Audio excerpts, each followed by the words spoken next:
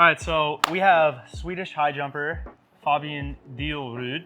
So he's going to tell us 5 things that he would recommend or strongly encourage, the 5 most important things about jumping higher off of 1 foot. So what was the first thing you came up with? Well, the first thing I came up with was that you should make sure to try to be fresh when it's time to jump. Like 1 foot jumping with an approach is very neurally demanding. So if you're just like fatigued, you're not going to get as much out of it. Do you think this is true of something like dunking or just specific to high jump? I would say probably a bit more important when it comes to high jumping because of the higher speeds, faster ground contact. Also, if you're kind of a beginner or younger, it's probably not going to be as important. Your CNS will recover in a way quicker time than it will for me, who's like, I jump high, I'm also older and heavier, so like kind of all of that is gonna make me... So for someone like me who's lighter but older, you think it somewhat still applies even with my vertical?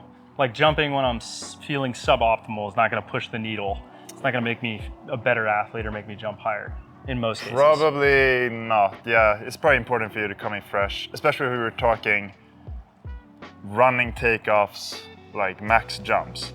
I'm sure you could do other sorts of jumps like bounding or like 2 foot jumps, plyos when you're a bit fatigued. So what would you do if you had to jump, like you had a jump stay planned and you fell flat? Would you just cut the session? Realistically, I probably wouldn't because it's, once you get in that mindset of wanting to jump, it's very hard. Okay. But that's where it's, having a coach comes in handy. Yeah, I guess. Someone who lives in Sweden and can tell you when you should cut it. I would say don't just cut it short because you're feeling bad, because sometimes you might feel bad coming into a session, but once you get going, you're actually doing well. And obviously that's a lot to ask for. You have to be prepared to jump, but still have an open mind to be able to stop if it's going like terribly. If you feel like you're just building bad habits and not necessarily making strides in the right direction, especially for high jump. I think it's a big thing. But that's obviously a lot to ask for, especially if you like jumping and you're passionate about it. It's going to be hard to stop. Okay, so let's go into, you mentioned intent as the second thing or third thing. We'll say it's the second in this case. So using intent with everything you do. So be a little bit more specific or add some depth to that answer. I think that's one of the things that has made me good is that no matter what exercise I do, could be warming up for my power cleans or doing my hurdle drills, is that I'm always trying as absolutely hard as I can. If I'm doing hurdle drills, I'm slapping the ground as hard as I can with my foot on each contact. And I think doing that thousands of times will have some benefit for your tendons and at least for the strength in your calves if you're, Okay. And if you're someone who doesn't quite understand what it means to have intent, you should probably go to THPStrength.com and look at what options they have for coaching, because this will teach you to be a better athlete like Fabian. So then what about in terms of the lifts? Like let's say you're doing calf raises or you're doing accessory work. Obviously squats and cleans, you need high intent. Yeah. What about for accessory work? Are you same focus, same intent level, or do you kind of go through the motions sometimes? I mean, if it's some accessory where hypertrophy is the main focus, I might be a bit more strict with my movement pattern, but I'll still try to be relatively explosive, I would say, and lift as much weight as I can. And this kind of bleeds into the third one, which you said was being relaxed. So is there a delicate balance between intent? Like obviously I'm a try hard as well. I try as hard as I can. But you noticed it, you're like, oh, your right hand looks a bit tense. And I was like, you're right, I should probably relax it a bit more. So do you think that, how do you balance those two things and having intent, but also having a fluidity or relaxed body posture? Yeah, I mean, that is obviously a big challenge, but once you get that down, I think that's really key to unlocking your athleticism of one. For me, that's something that comes quite naturally, to be relaxed even when I'm trying really hard. But if I were to give a tip, it would be to focus on a few different cues. I think actually focusing on keeping your wrists loose generally cues your entire body to just be more relaxed. Yeah. Or just, like if you're running, you know, you heard just it here let first. it Fabian slap said if you want to be a good athlete, you got to run like this. You gotta have loose wrists. Loose wrists. Another loose big face. Yeah, that's a big one. Like you should definitely feel like your cheeks or jiggle. bouncing. For sure. That like you're like if I have bitch tits. Yeah, you wanna should definitely feel them bounce. Okay, so those are the 3 I heard. Have you thought of like 2 other ones that you would advise for 1-foot jumping? What about plyos? How would you view plyos? How would I view plyos? Like, are they more important than the weight room? Equally important? Do you always have to be high intent? What do you think?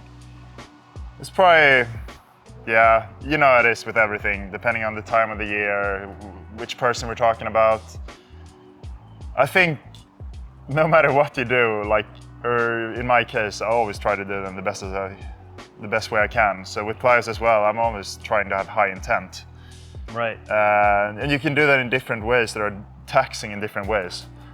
Like you can make it less taxing by, for example, using your calves more, but then you can still have max intent in your calves on how hard you're pushing with your feet. And that won't maybe be as systemically taxing, but you'll still get that intent and hopefully carry over to your vertical. And I noticed that with you, like, especially writing your training for the last, 9 or so months, you like intent, you like max intensity on the same way. Yeah. I feel like that's really where you get a lot of adaptation. And then on some cases, you get guys that like a lot of sub-maximal, high volume contacts where the idea is you're quote unquote building elasticity, but you're doing it in this almost like passive, secondary, backdoor way of achieving it. And I've never personally seen my elasticity improve that much outside of maybe like intervals in the form of intensive tempo or special endurance. Yeah. I've seen my elasticity go up, but that could just be purely body weight, right? Like when I'm good at that stuff, I'm light.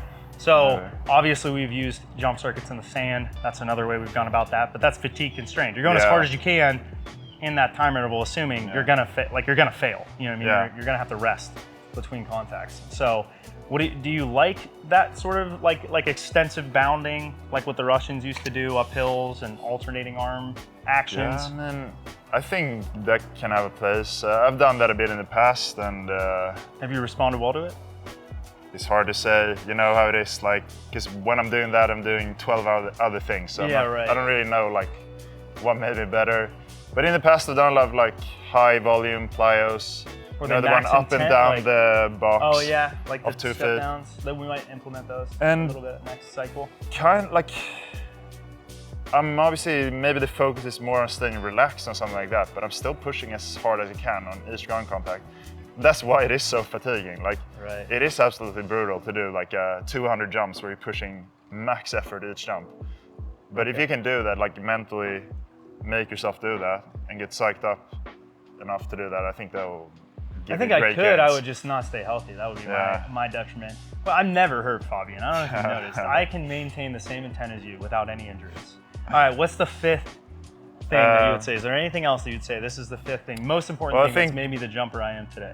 Well, one thing we didn't bring up was, I think it's really important to listen to your body when it comes to pain. Yeah. So if you're, obviously max effort jumping is very hard on the body and you're hitting very specific unnatural positions. And if you feel pain in that very specific extreme position and you still like push through that and jump, you're gonna learn, like teach your body to be careful and kind of guard whatever's hurting. Right. And if you do that enough times, you'll become more inhibited in your movement patterns. And that's something I've done. Like kind of struggling habits. with still. Probably, yeah, I'd say that was probably the biggest detriment to your long-term development. Yeah, for sure. Especially in high jump, I think that's really, really, really bad to do because when you're not feeling good, you can't have high intent, which means your technique is gonna be bad because your outputs are bad. And typically good high jump technique follows really high outputs. So when you jump really high, you're gonna rotate better, you're gonna have more speed into the takeoff, you're gonna be stiffer, and all those things are gonna feed each other into this positive feedback loop versus when you feel like shit, it goes the other direction. Ground contacts are longer, you're slower, you don't have as much rotation, then you're knocking bars off you shouldn't be. And so I definitely agree to that. That's kind of the eternal dilemma, because when I jump well, you know, it's easy to go in, do 8 to 12 high jumps, feel really good, and call it a day. You get great adaptation. Right. If you're feeling bad and you're jumping like shit, it's kind of hard to call it a day after 8 mediocre jumps. Because you feel like I just got no adaptation. Yeah. I didn't get better technically. But that's kind of what you have to do, which is very counterintuitive. So what would you do in that scenario, like today, for example? You know, we adjusted the session. Yeah. So today was really good that we made that call, because we first tried a couple scissor kicks and felt right at first, but as I was adding like more speed, getting into more extreme positions, I felt like a bit of an impingement, I guess, at the top of my heel. Right.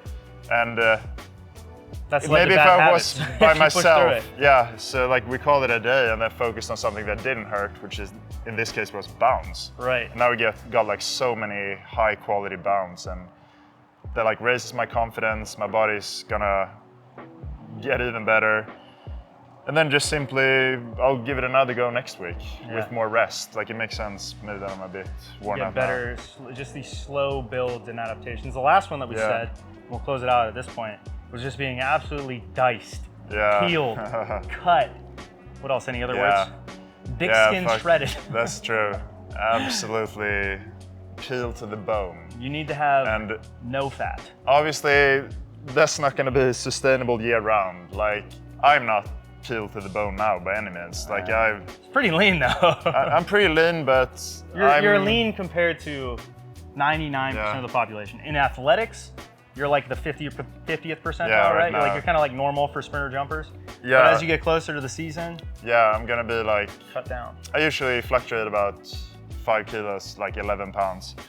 So I'm gonna be going on more of a, I guess, controlled diet, which means going from 4,500 calories to about 3,800 maybe. So that's gonna be. This dude's you're gonna cut at 3,800 calories. I'm eating like 2,500 and I lose weight.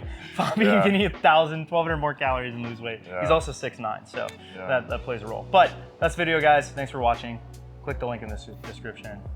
Au revoir. Ciao.